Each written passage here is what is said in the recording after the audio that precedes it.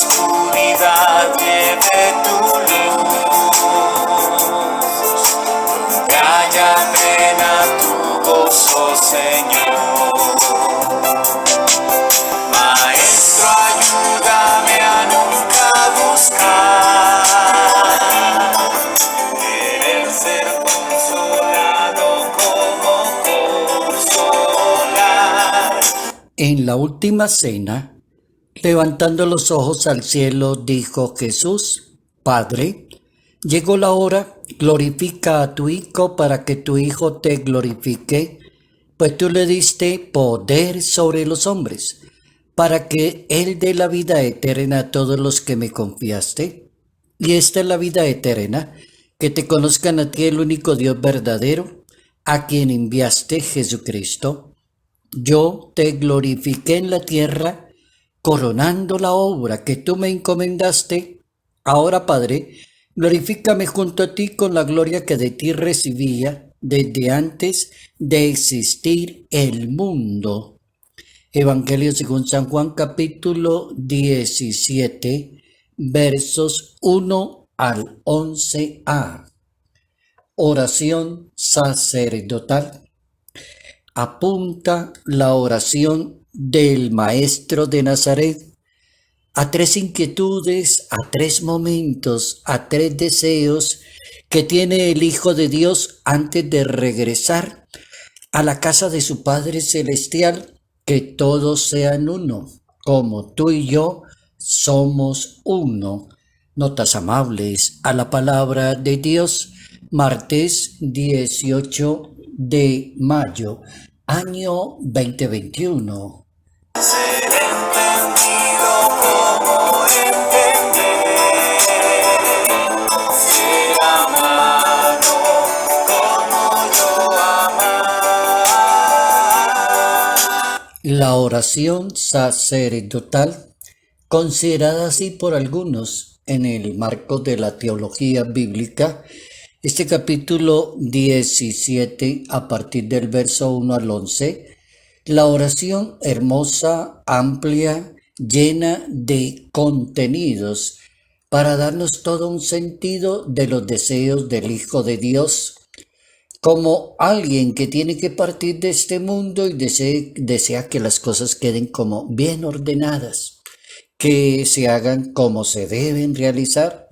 Que Dios proteja a quienes lo siguen a Él, los ilumine y les indique el camino correcto.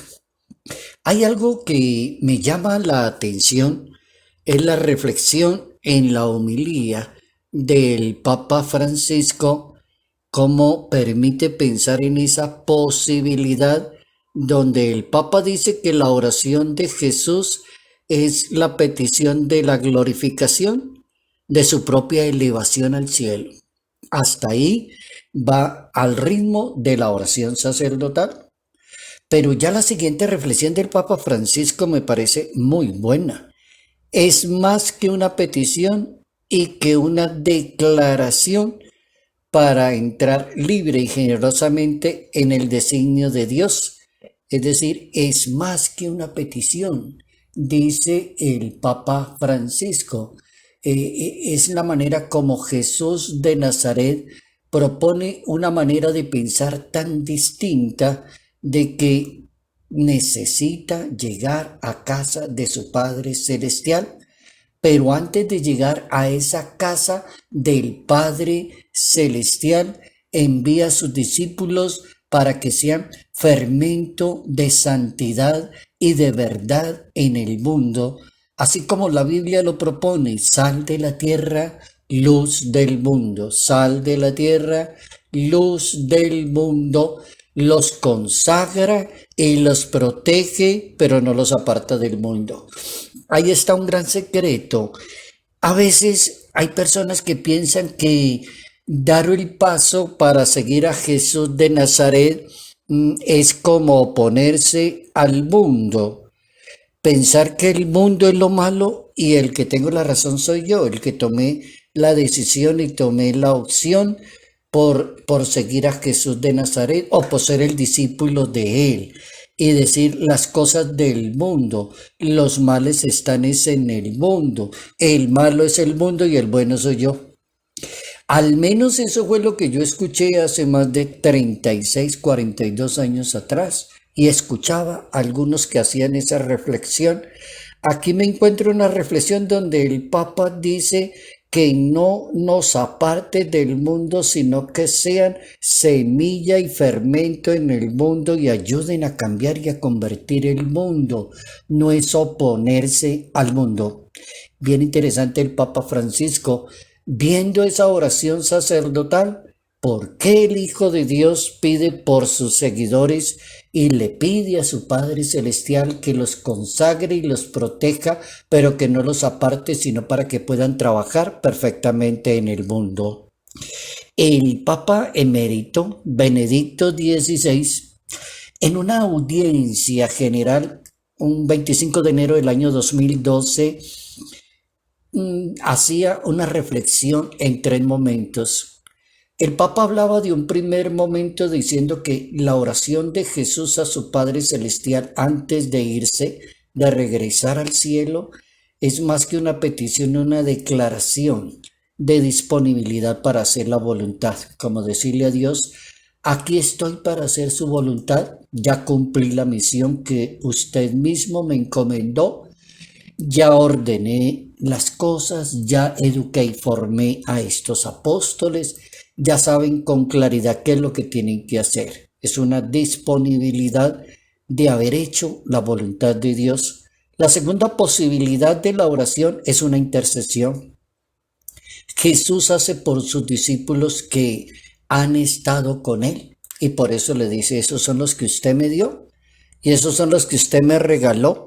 De 72 discípulos me quedaron 12 apóstoles y de los 12 apóstoles me quedaron 11 apóstoles y fue reemplazado después, al parecer, un nuevo apóstol para completar los 12. El caso es que son 12. Entonces lo segundo, dice el Papa, el segundo momento es la intercesión por esos discípulos.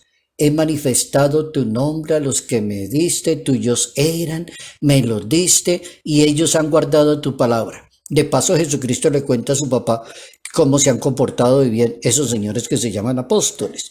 De paso le dice, ellos han guardado tu palabra, entonces te los encomiendo.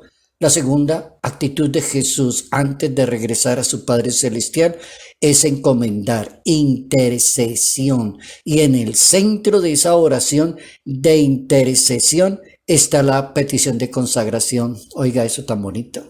Pido que intercedas por ellos y como que los guardes porque ellos han guardado tu palabra. Pero le pido un favor muy grande, que los consagre. No son del mundo, como tampoco ellos son del mundo, santifícalos en la verdad, porque tu palabra es la verdad. Conságralos en la verdad. Eso es un discípulo, y lo dice la oración sacerdotal. Un discípulo es una persona consagrada para anunciar la verdad, para decir la verdad y morir en aras de la verdad, sostenerse en la verdad. Y si le preguntan quién es la verdad, la Biblia le contesta, Dios es la verdad, Él es el camino, Él es la verdad, Él es la vida. Y el tercer momento, dice el Papa emérito, el tercer momento de esa oración sacerdotal se dirige al Padre para interceder en todos aquellos que serán conducidos por esos discípulos mediante la misión. No solo por ellos ruego, dice Jesucristo, sino por los que crean en mí por la palabra de ellos. Ahí está el tercer momento. El Jesús de Nazaret pide también por todas las personas que reciban el llamado, que reciban la palabra, el anuncio, que reciban la catequesis, que reciban el querigma. Por todas aquellas personas, también te pido, Padre Celestial, te ruego por ellas. Es la tercera intercesión. El catecismo de la Iglesia Católica es bien interesante para la persona que quiera profundizar más sobre lo que se llama la oración sacerdotal, según el Evangelio de San Juan, en ese capítulo 17. Ya está casi terminando ese Evangelio de Juan. Ya ubicados en ese capítulo 17 y en ese número 2747, 2747, Catecismo de la Iglesia Católica, de esos números en adelante hay una reflexión bien importante del Catecismo de la Iglesia Católica. Por ejemplo, el numeral 2750. Ese numeral dice que la oración sacerdotal de Jesús inspira las grandes peticiones del Padre Nuestro. Esa es una interpretación muy buena y poco común. Casi uno no oye decir eso en una predicación. La oración sacerdotal inspira las grandes peticiones que tiene un Padre Nuestro. Por ejemplo, la preocupación por el nombre del Padre, el deseo del reino, el cumplimiento de la voluntad del Padre en su designio de salvación y la liberación del mal.